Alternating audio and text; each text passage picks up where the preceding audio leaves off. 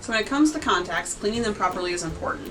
And so first thing you want to do is make sure your hands are washed. You always think about anything that's on your finger that's touching the contact can go into your eye. So hands washed first. And then you're going to take your contact out. And at the end of the day, before you put it in your case, you want to clean it after you take it out of your eye. So you're just going to put the contact in the palm of your hand. And then you're going to use some of your disinfecting solution. And it's important to make sure you have a true disinfectant, not just a generic saline, because saline is not actually killing bacteria, it's just a sterile solution.